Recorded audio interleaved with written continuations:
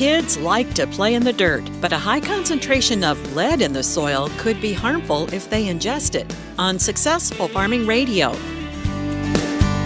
Successful Farming Radio, providing information farmers need in the field, in the shop, and in the office. Committed to growing your business in agriculture. Control the toughest weeds with overlapping residuals. Lock in the longest-lasting control for your soybean fields. A pre-emergence application of an Authority brand herbicide plus a post-application of Anthem Max herbicide establishes the overlapping residual control key to safeguarding your soybean seasons. This pairing is a heavy-duty, economical strategy against Palmer amaranth, water hemp, kochia, and more. Visit your FMC retailer or lockin.ag.fmc.com today. Always read and follow all label directions. Are you looking for new advanced technology for your farm operation? Need some advice on managing your farm or tips on finding the best machinery prices? You'll find all this and more in Successful Farming Magazine.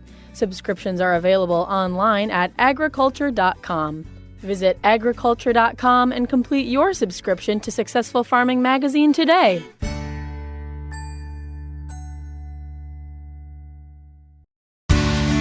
Leaded paint and leaded gasoline aren't used anymore, but once lead is in the soil, it stays there. Exposure to lead can have serious health effects in children who might ingest that soil or fruits and vegetables grown in it. Andrew Margonaut is an assistant professor of soil science at the University of Illinois. He says all soils naturally have some lead, which is measured in parts per million from 0 up to about 2,000. Most are 15 to 25 parts per million.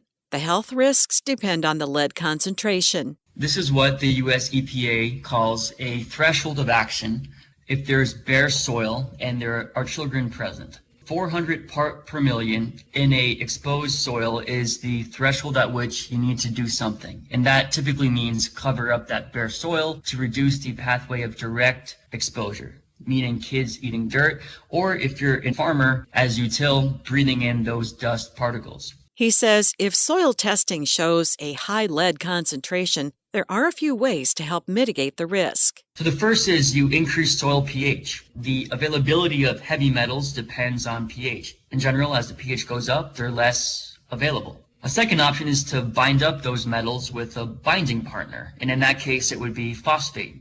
Third one would be to use a organic matter input like compost. And compost, it appears, is emerging as an effective way to mitigate the availability of heavy metals like lead in soils. I'm Jody Henke. Learn more about lead in the soil and what to do about it at agriculture.com.